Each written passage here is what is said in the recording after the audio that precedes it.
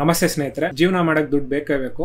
ಆ ದುಡ್ಡನ್ನ ಸಂಪಾದನೆ ಮಾಡೋವಾಗ ನಮ್ಮ ಲೈಫ್ ಕೂಡ ಆರಾಮಾಗಿರ್ಬೇಕು. ಅಂದ್ರೆ ಹೆಲ್ತ್ ಕೂಡ ಆರಾಮಾಗಿರೋ ತರ ಕೆಲಸ ಹೇಗ್ ಮಾಡೋದು ಅಂತ ಹೇಳಿದ್ರೆ ನನ್ನ ಪ್ರಕಾರ 2 ರೀತಿ ಇದೆ. ಒಂದ್ ಬಂದ್ಬಿಟ್ಟು ಇಷ್ಟಪಟ್ಟು ಕೆಲಸ ಮಾಡೋದು, ಇನ್ನೊಂದು ಬಂದ್ಬಿಟ್ಟು ಒಂದು ಗೋಲ್ ಇಟ್ಕೊಂಡ್ಬಿಟ್ಟು ಆ ಗೋಲ್ ನಾನು ಏನಾದ್ರೂ ಮಾಡಿ ಅಚೀವ್ ಮಾಡ್ಲೇಬೇಕು ಈ ಮೈಂಡ್ ಸೆಟ್ ಇಟ್ಕೊಂಡು ವರ್ಕ್ ಮಾಡೋದು. ಹಿಂದಿನ ವಿಡಿಯೋ ಅಂದ್ರೆ ಇಡ್ಲಿ ಬ್ರೋ ಅವ್ರದ ಜರ್ನಿ ವಿಡಿಯೋನಲ್ಲಿ ನಾನು ನಿಮ್ಗೆ ಹೇಳಿದೆ ಅವ್ರು ಹೇಗೆ ಗೋಲ್ ಓರಿಯೆಂಟೆಡ್ ಇಂದ ಕೆಲಸ ಮಾಡೋದು ಅಂತ ಹೇಳ್ಬಿಟ್ಟು. ಈ ವಿಡಿಯೋನಲ್ಲಿ ನಾವು ಇಷ್ಟಪಟ್ಟು ಶಿಸ್ತಿನಿಂದ ಕೆಲಸ ಮಾಡಿದ್ರೆ ನಾವು ಅನ್ಕೊಂಡಿರೋ ಕೆಲ್ಸಾನು ಆರಾಮಾಗಿ ಆಗುತ್ತೆ, ಹಾಗೇನೆ ಆರಾಮಾಗಿ ದುಡಿಬಹುದು ಅಂಡ್ ಅದ್ರಲ್ಲಿ ಖುಷಿ ಕೂಡ ಇರುತ್ತೆ. ಇದನ್ನ ನಾವು ಮಾಲಾ ಅಂತ ಒಬ್ರು ಇದ್ದಾರೆ, ಅವರ ಜರ್ನಿ ನೋಡ್ಬಿಟ್ಟು ನಾವು ಕಲಿಬಹುದು. ಬನ್ನಿ ನೋಡೋಣ.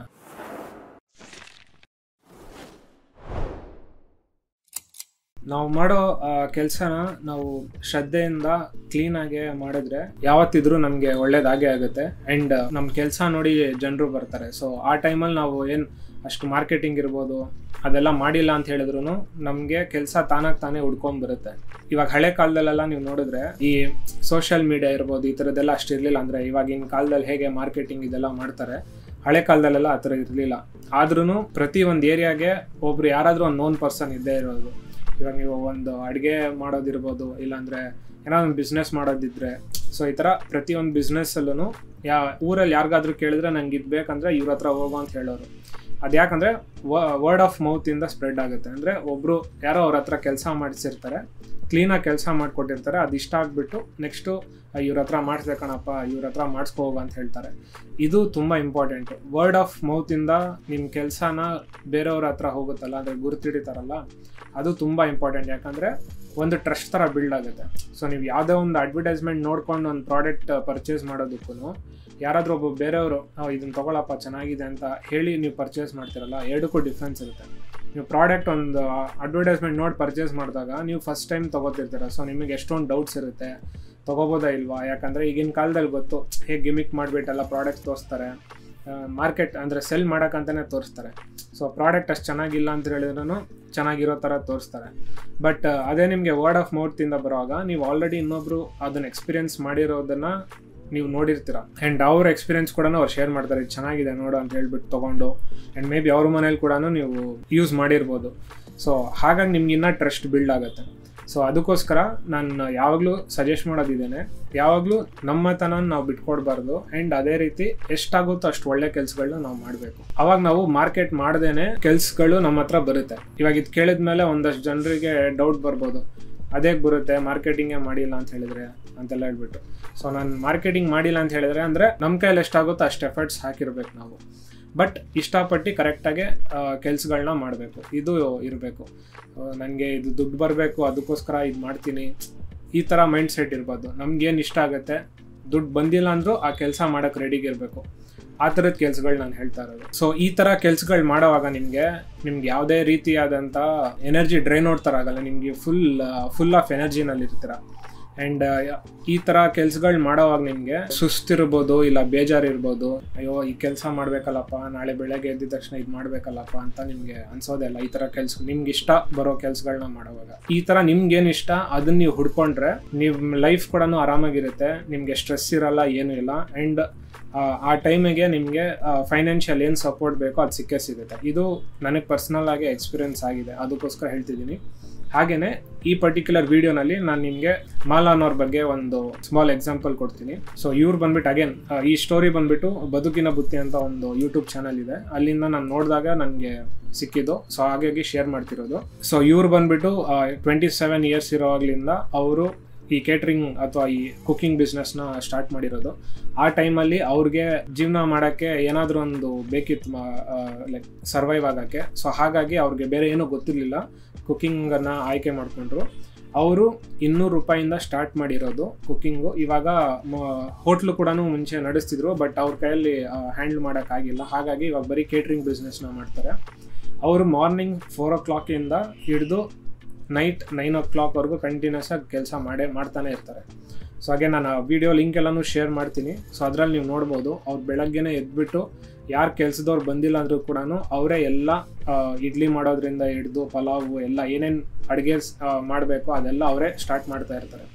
ಆ್ಯಂಡ್ ಕೆಲ್ಸದವ್ರಿಗೆ ಅವ್ರು ಕೇಳ್ತಾರೆ, ಅಂದರೆ ಆ್ಯಂಕರ್ ಇರ್ತಾರಲ್ಲ ಅವ್ರು ಕೇಳ್ತಾರೆ ಎಲ್ಲಿ ಯಾವಾಗ ಬರ್ತಾರೆ ಅಡುಗೆ ಮಾಡೋರಲ್ಲ ಅಂತ ಹೇಳಿದ್ರೆ, ಇನ್ನೂ ಇದ್ದಿರಲ್ಲ ಸರ್, ನಾನು ಫೋನ್ ಮಾಡಿದ್ಬಿಟ್ಟು ಎಬ್ಬರಿಸ್ಬೇಕಿಲ್ಲ ಅಂದರೆ ಬರಲ್ಲ, ಈ ಥರ ಎಲ್ಲ ಹೇಳ್ತಾರೆ. ಸೊ ಮಾಲಾ ಅವ್ರಿಗೆ ಈ ಕೆಲಸ ಇಷ್ಟ ಮಾಡೋಕ್ಕೆ ಅವರು, ಅದಕ್ಕೆ ಅವ್ರು ಬೇರೆಯವ್ರಿಗೆಲ್ಲ ವೆಯ್ಟ್ ಮಾಡೋಕ್ಕೆ ಹೋಗಲ್ಲ.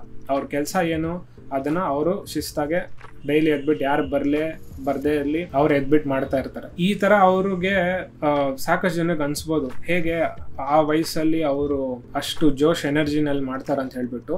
ಬಟ್ ಅದಕ್ಕೆ ನನಗೆ ರಿಲೇಟ್ ಆಗುತ್ತೆ. ಯಾಕಂತ ಹೇಳಿದ್ರೆ ಇಷ್ಟಪಟ್ಟು ಮಾಡೋ ಕೆಲಸ ಇರುತ್ತಲ್ಲ, ಆ ಕೆಲಸಕ್ಕೆ ನಿಮಗೆ ಎನರ್ಜಿ ಇದೆಲ್ಲ ಆಟೋಮೆಟಿಕ್ಕಾಗಿ ಬರುತ್ತೆ. ನೀವು ಊಟ ಮಾಡಿಲ್ಲ ಅಂದ್ರೂ ನಡೆಯುತ್ತೆ, ನೀವು ನಿದ್ದೆ ಮಾಡಿಲ್ಲ ಅಂದ್ರೂ ನಡೆಯುತ್ತೆ. ನಿಮಗೆ ಇಷ್ಟಪಟ್ಟು ಮಾಡ್ತಿರೋ ಕೆಲಸ, ಇವಾಗ ಬೈ ಚಾನ್ಸ್ ಇವತ್ತು ನೈಟ್ ಆಗೋದು ನಾಳೆ ಬೆಳಗ್ಗೆ ಏನೋ ಒಂದು ಕೆಲಸ ನಿಮ್ಗೆ ಇಷ್ಟಪಡೋ ಕೆಲಸ ಮಾಡ್ಬೇಕಂತ ಅನ್ಸುತ್ತೆ ಅಂದ್ಕೊಳ್ಳಿ, ನಿಮ್ಗೆ ನೈಟ್ ಫುಲ್ ನಿದ್ದೆ ಬರಲ್ಲ. ಯಾವಾಗ ಬೆಳಗ್ಗೆ ಆಗುತ್ತೋ ಯಾವಾಗ ಕೆಲಸ ಮಾಡ್ತೀನೋ ನಾನು ಅಂತ ಆ ಮೈಂಡ್ ಸೆಟ್ ಆಗಿರುತ್ತೆ. ಅವ್ರು ಕೂಡ ಹಾಗೇನೆ ಬೆಳಗ್ಗಿಂದ ನಾನ್ ಸ್ಟಾಪ್ ಕೆಲಸ ಮಾಡ್ತಾರೆ. ಆಮೇಲೆ ಒಂದು 6 ಗಂಟೆ ಈ ಥರ ಏನೋ ಆದ್ಮೇಲೆ ಆಮೇಲೆ ಕೆಲಸದವ್ರು ಬಂದು ಅವ್ರು ಸಪೋರ್ಟ್ ಮಾಡ್ತಿರ್ತಾರೆ. ಅಷ್ಟರಲ್ಲಿ ಇವ್ರು ಆಲ್ರೆಡಿ ಒಂದು 25% ಇಲ್ಲ 30% ಕೆಲಸ ಮುಗಿಸ್ಬಿಟ್ಟಿರ್ತಾರೆ. ಸೊ ಯಾರು ಬರದೇ ಇರಲಿ ಅವ್ರಿಗಿಷ್ಟ ಕೆಲಸ ಅದು ಮಾಡೋಕ್ಕೆ ಅವ್ರೊಬ್ಬರೇ ಬೇಕಾದ್ರೂ ಕೂಡ ನಿಂತ್ಕೊಂಡು ಮಾಡ್ತಾರೆ. ಆ್ಯಂಡ್ ಅದನ್ನು ನೋಡಿ ಸಾಕಷ್ಟು ಜನರಿಗೆ ಅವ್ರಿಗೂ ಕೂಡ ಜೋಶ್ ಬರುತ್ತೆ, ಅಂದರೆ ಹುಮ್ಮಸ್ಸು, ಕೆಲಸ ಮಾಡಬೇಕು, ಕ್ಲೀನಾಗಿ ಇದೆಲ್ಲ ಮಾಡಬೇಕಂತ. ಇದು ನಾನು ಯಾಕೆ ಶೇರ್ ಮಾಡ್ತಿರೋದು ಅಂತ ಹೇಳಿದ್ರೆ, ನಾನು ಹೇಳಿದ್ನಲ್ಲ 2 ರೀತಿ ಕೆಲಸ ಇರುತ್ತೆ ಮಾಡೋದು. ಆ್ಯಂಡ್ ನಮ್ಮ ಲೈಫ್ ಕೂಡ ಪೀಸ್ಫುಲ್ ಆಗಿ ಇರಬೇಕಂತ ಹೇಳಿದ್ರೆ, ಒಂದು ಗೋಲ್ ಓರಿಯೆಂಟೆಡ್ ಮೈಂಡ್ ಸೆಟ್ಟು, ಒಂದು ಗೋಲ್ ಇಟ್ಕೊಂಡ್ಬಿಟ್ಟು ಅದು ಅಚೀವ್ ಮಾಡೋಕ್ಕೆ 100% ಎಫರ್ಟ್ ಆಗ್ಬಿಟ್ಟು ಮಾಡಿದ್ರೆ ಅದಾಗೆ ಆಗುತ್ತೆ. ಇನ್ನೊಂದು ಬಂದ್ಬಿಟ್ಟು ಇಷ್ಟಪಟ್ಟು ಮಾಡೋ ಕೆಲಸದಲ್ಲಿ ನೀವು ಅಷ್ಟೊಂದು ಅಂದರೆ ದುಡ್ಡಿನ ಬಗ್ಗೆ ಅಷ್ಟು ಯೋಚನೆ ಮಾಡೋಕ್ಕೆ ಹೋಗಲ್ಲ. ನೀವು ಈ ಕೆಲಸ ಮಾಡೋಕ್ಕೆ ಇಷ್ಟ, ಇದರಿಂದ ಓಕೆ ನನ್ನ ಜೀವನ ನಡೆಸೋಕ್ಕೆ ನನಗೆ ದುಡ್ಡು ಬೇಕು, ಹಾಗಾಗಿ ನನಗೆ ಇದರಿಂದ ನಾನು ಒಂದು ಸ್ವಲ್ಪ ದುಡ್ಡು ತೊಗೋತೀನಿ, ಏನು ಮಾಡ್ತಿದ್ದೀನಿ ಕೆಲಸ ಅದರಲ್ಲಿ. ಬೈ ಚಾನ್ಸ್ ಕೆಲವೊಬ್ಬರು ಬರ್ತಾರೆ, ನನ್ನ ಕೈಯಲ್ಲಿ ಅಷ್ಟು ದುಡ್ಡಿಲ್ಲ, ದಯವಿಟ್ಟು ಏನೋ ಮಾಡಿ ಅಂತ ಹೇಳ್ಬಿಟ್ಟು, ಆ ಟೈಮಲ್ಲಿ ನೀವು ಫ್ರೀಯಾಗಿ ಕೂಡ ಮಾಡ್ಕೊಡೋಕ್ಕೆ ಇಷ್ಟಪಡ್ತೀರಾ. ಸೊ ಈ ಥರ ಮೈಂಡ್ ಸೆಟ್ ಇಟ್ಕೊಂಡು ವರ್ಕ್ ಮಾಡಬೇಕು. ಅಗೇನ್ ನಾನು ಹಿಂಗೆ ಮಾಡಿ ಅಂತ ಹೇಳ್ತಿಲ್ಲ, ಬಟ್ ಹೇಳ್ತಿರೋದು ಈ ರೀತಿಗಳಲ್ಲಿ ವರ್ಕ್ ಮಾಡಿದ್ರೆ ನಿಮ್ಮ ವರ್ಕ್ ಲೈಫ್ ಆರಾಮಾಗಿರುತ್ತೆ ಅಂತ ಹೇಳ್ಬಿಟ್ಟು. ಆ್ಯಂಡ್ ಈ ಸೆಕೆಂಡ್ ಸಿನಾರಿಯೋ ಇದೆಲ್ಲ, ನನ್ನ ಕೇಸ್ನಲ್ಲಿ ಈ ಸೆಕೆಂಡ್ ಸಿನಾರಿಯೋ, ಇವಾಗ ನನ್ನ ಪರ್ಸ್ನಲ್ ಎಕ್ಸಾಂಪಲ್ ತೊಗೊಂಡ್ರು ಕೂಡ ಸೆಕೆಂಡ್ ಸಿನಾರಿಯೋ ಬಂದು ನನಗೆ ಅನ್ವಯಿಸುತ್ತೆ. ಅಂದರೆ ಇವಾಗ ನಾನು ಕೂಡ ಮುಂಚೆ ಕಂಪ್ನಿಗಳಲ್ಲೆಲ್ಲ ವರ್ಕ್ ಮಾಡ್ತಿದ್ದೆ, ತುಂಬ ಚೆನ್ನಾಗಿತ್ತು ಕಂಪ್ನಿ. ಆ್ಯಂಡ್ ಎಡಿಟಿಂಗ್ ಕೂಡ ಅಷ್ಟೇ ದುಡಿಯೋಕ್ಕಂತಲೇ ನಾನು ಕಲ್ತಿದ್ದು. ಸೊ ಹಾಗಾಗಿ ನನಗೆ ಅದರಲ್ಲಿ ಅಷ್ಟು ಖುಷಿ ಸಿಗ್ತಾ ಇರಲಿಲ್ಲ. ಲೈಕ್ ಕಲಿಯೋಕ್ಕೆ ಇಷ್ಟ ನನಗೆ. ಸೊ ಎಡಿಟಿಂಗ್ ಕಲಿಯೋ ಪ್ರಾಸೆಸ್ ಇರೋಗ್ಲೆಲ್ಲ ನನಗೆ ಖುಷಿ ಆಗ್ತಿತ್ತು. ಸೊ ಏನೋ ಒಂದು ಕಲಿತಾ ಇದ್ದೀನಿ.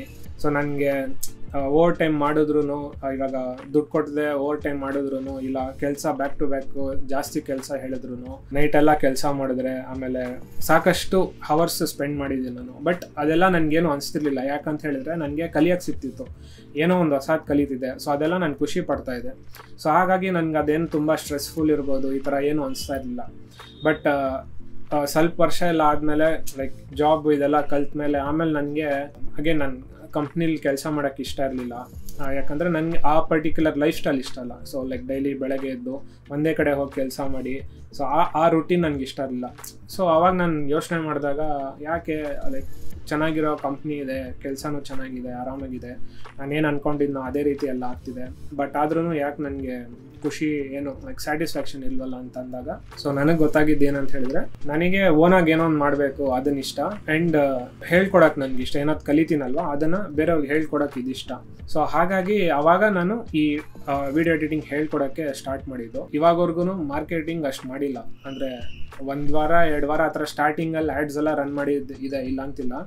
ಬಟ್ ಅದರಲ್ಲೂ ಅಷ್ಟೇನು ನಾನು ನೋಡಿಲ್ಲ. ಅಂದರೆ ಸ್ಟೂಡೆಂಟ್ಸ್ ಬರೋದು, ಇವಾಗ ನಾನು 2,000-6,000 ಏನೋ ಸ್ಪೆಂಡ್ ಮಾಡಿದ್ದೀನಿ. ಬಟ್ ನನ್ನ ಹತ್ರ ಆ ಟೈಮಲ್ಲಿ ಅಷ್ಟು ದುಡ್ಡು ಇರಲಿಲ್ಲ. ಎಷ್ಟು ಸೇವ್ ಮಾಡಿದ್ನೋ ಅಷ್ಟೆಲ್ಲ ಖರ್ಚು ಮಾಡಿಬಿಟ್ಟೆ, ಈ ಥರ ಮಾರ್ಕೆಟಿಂಗ್ ಇರ್ಬೋದು ಈ ಥರದ್ದೆಲ್ಲ. ಬಟ್ ಅಷ್ಟೊಂದೇನು ನಾನು ರಿಟರ್ನ್ಸ್ ನೋಡಿಲ್ಲ. ಮೇ ಬಿ 1 or 2 ಸ್ಟೂಡೆಂಟ್ಸ್ ಬಂದ್ರು ಅನ್ಕೋತೀನಿ ಅಷ್ಟೇ.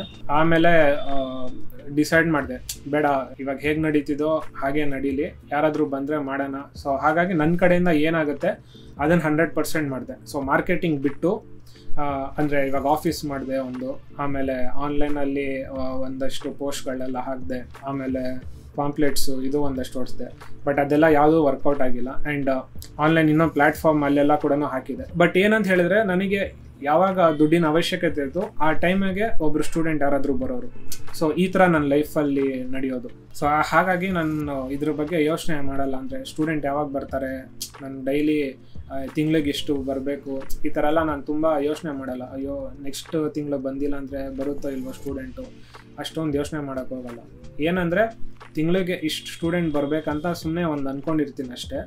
ಅದ್ರ ಮೇಲೆ ಏನು ಮಾಡೋಕ್ಕಾಗುತ್ತೋ ನಾನು ಮಾಡ್ತೀನಿ. ಇವಾಗ ಈ ಯೂಟ್ಯೂಬ್ ವೀಡಿಯೋಸ್ ಹಾಕೋದಿರ್ಬೋದು, ಇದೆಲ್ಲ ಒಂದಷ್ಟು ಹಾಕಿರ್ತೀನಿ.